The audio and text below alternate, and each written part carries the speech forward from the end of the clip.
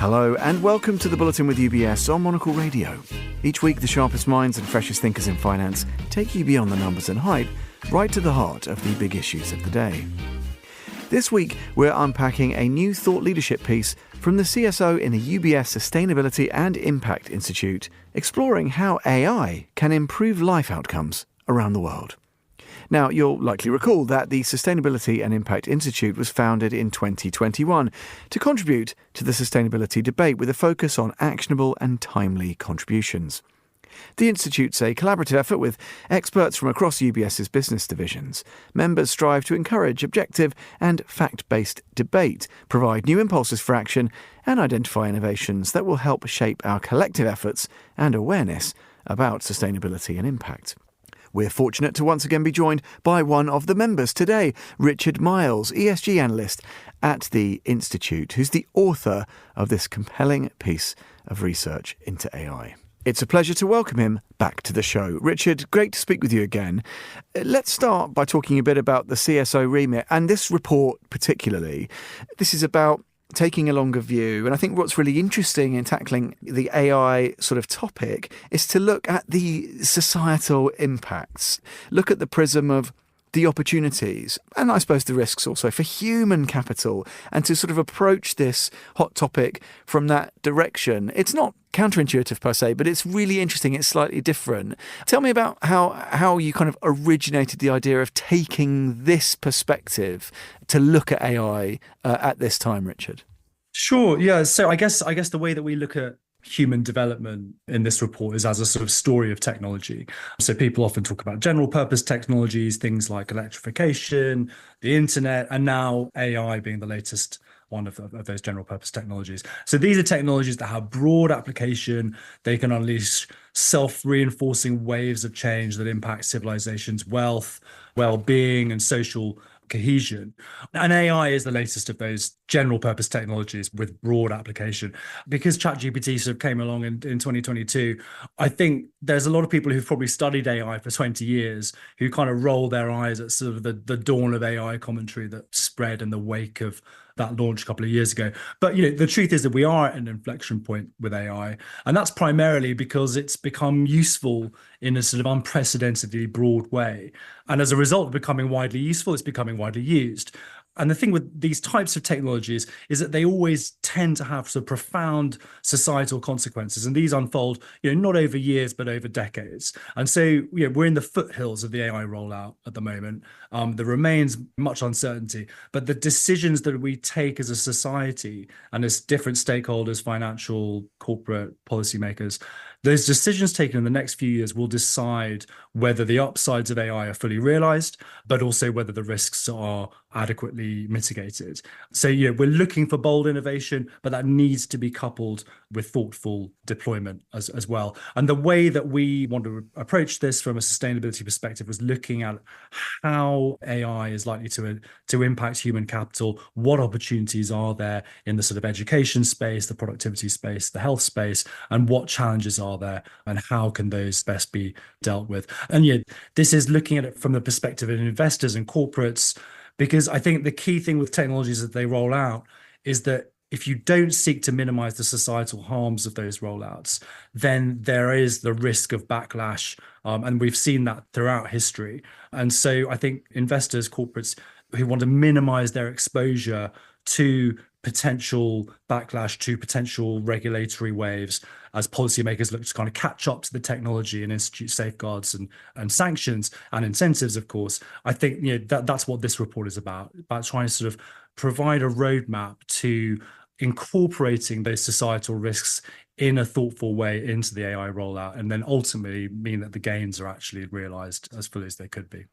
Yeah, absolutely. It's a super interesting jumping off point. And let's kind of tear into some of the detail. I just think it's really interesting to look at this notion that the sort of long-term investment potential must be linked to that societal impact. And the piece breaks down in all these different ways. You mentioned a couple already. You talked about health, productivity, but first education. I thought it was instructive, even if we, turn to the executive summary right at the top of the piece, education first. And this idea of improving human capital starts with great education. Talk to us a bit about how education can and should perhaps, Richard, shape the space.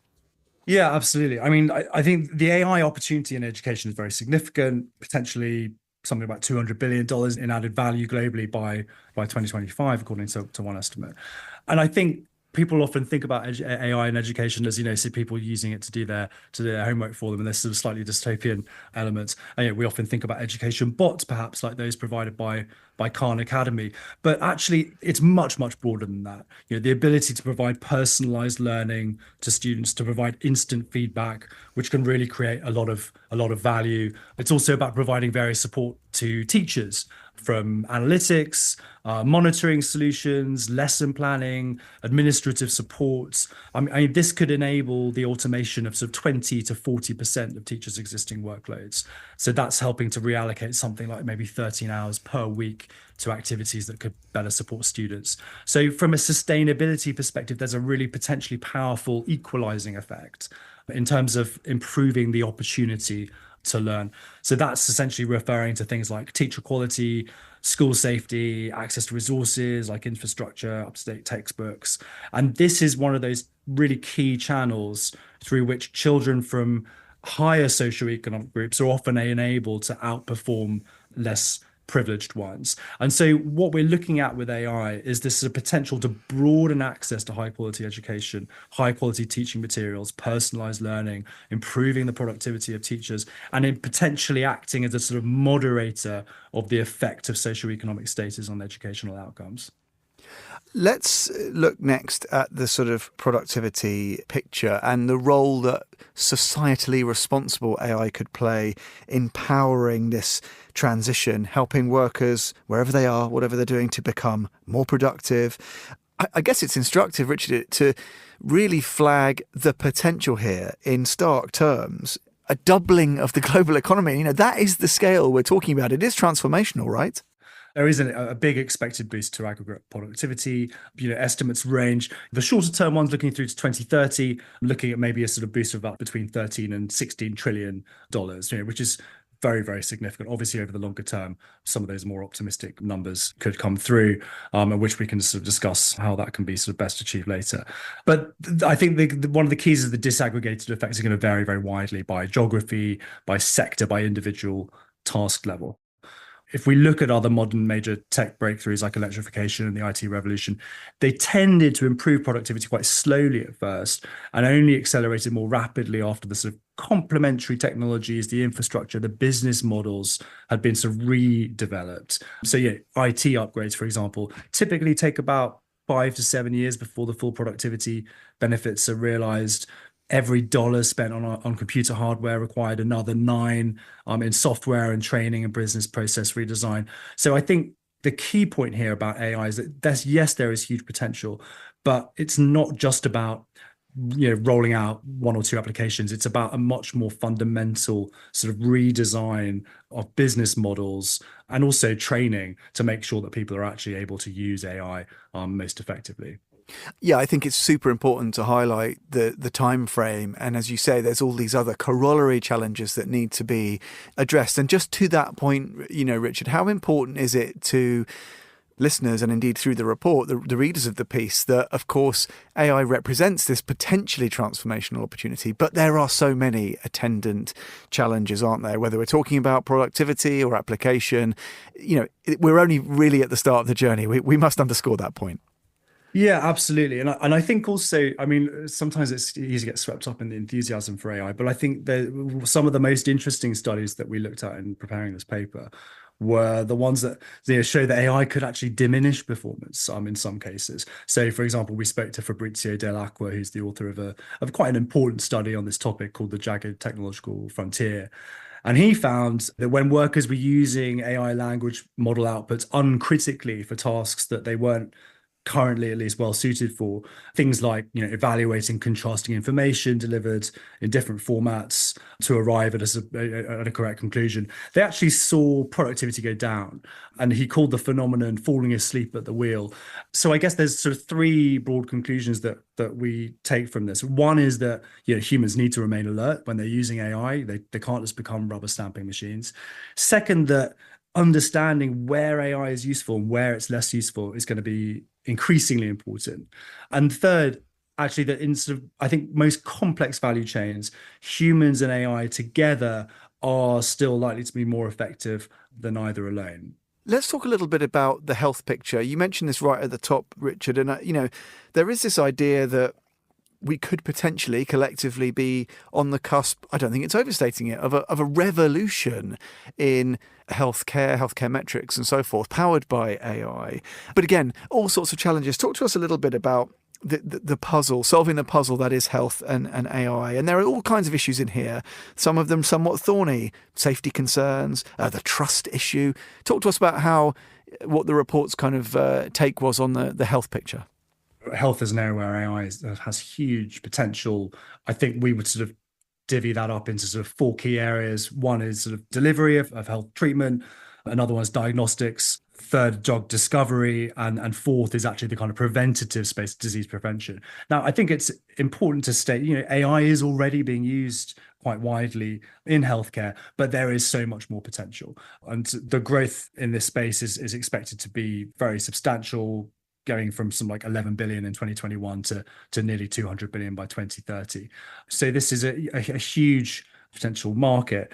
And I think the other thing to bear in mind is that these gains are really sorely needed. We have huge health worker shortages around the world. There are 15 million, which is about 20% of the total in terms of the health worker shortage. If we look at developed countries, we've got aging populations. Those systems are under particular strain. So, in the people that we spoke to at the cutting edge of using AI in healthcare, they said that the most important thing that AI will do is about expanding operating capacity. So, to give one stat, Guru Sivaraman, who runs ICT at University Hospital Zurich Foundation, told us that caregivers currently spend just 20 to 30% of their time on top of licensed activities. So that's a surgeon doing surgery or a nurse actually treating a patient. So using AI to increase that amount of time spent on actually, treating patients, doing the things that they've been trained to do, is going to be absolutely essential to sort of increasing the ability of health systems to actually cope with the increasing strains of those aging populations.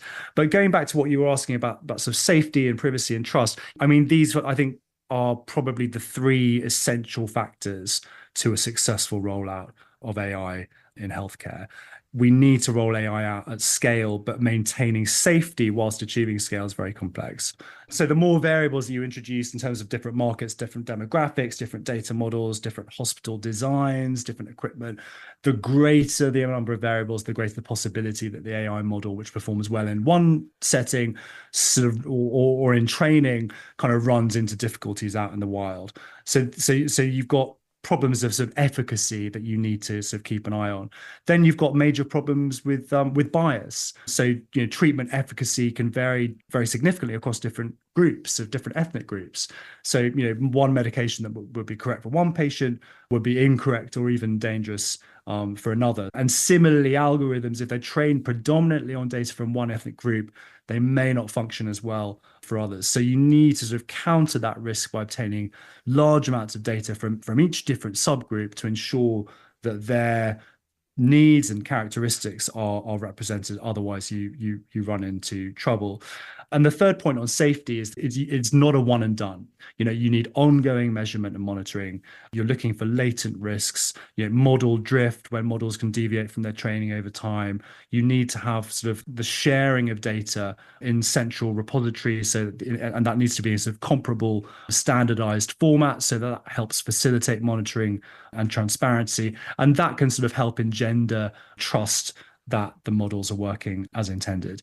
Now, Richard, you mentioned a few things there which I think are interesting. This idea of trying to ensure a just AI, it sort of runs through, there's a thread that runs through a number of your remarks, particularly about the health space, but more broadly. And I think some of these critical areas, how are we ensuring adequate oversight? How are we guaranteeing that these processes are properly accountable when the pace of development is so rapid? And I think what's clever about the report is it looks at, quite forensically, this idea of the social impact of AI, socializing it. And it actually comes up by the conclusion with a pretty kind of, well, given the complexities, a very concise kind of list of key considerations to deliver on those. Talk to us a bit about how the backdrop that you've described led you and your colleagues to kind of formulate, if you like, this way of best ensuring a socially cohesive and inclusive AI. So the steps are they're not exhaustive, but they're aimed at sort of providing a roadmap so that when AI is rolled out, it's done so in a thoughtful way. It's done so in a way that doesn't sort of build in future problems. It future-proofs the business models and their profits against the risks that stem from sort of an irresponsible use of AI, which then engenders, the sort of regulatory response and societal backlash that we want to avoid if we're going to get the most out of AI going forward. And you can read and explore all about these 7 steps that are intended to help investors, corporates and regulators map a route to a safe, sustainable, socially beneficial rollout of AI by delving in more detail into the report.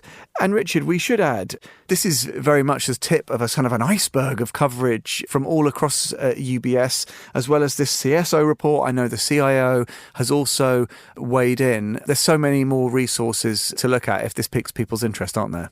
Yeah, there's our colleagues in CIO have produced an excellent report which looks at AI from a more kind of investment perspective, looking at the kind of sector impacts, along with projecting the investment opportunity and the market opportunity from AI. So I do urge your readers to check that out as well. Richard Mylles, author of the report, bringing us to the end of this edition of the Bulletin with UBS. Do explore more about the Institute and its work and delve into the AI report, which Richard has been telling us about, by heading to ubs.com/sustainability. And check out that UBS CIO report, which is called Artificial Intelligence, Sizing and Seizing the Investment Opportunity. That was published last month. As ever, you can listen again and explore more about this programme at monocle.com or follow the show and subscribe wherever you get your podcasts. This is The Bulletin with UBS. I'm Tom Edwards. Thanks for listening.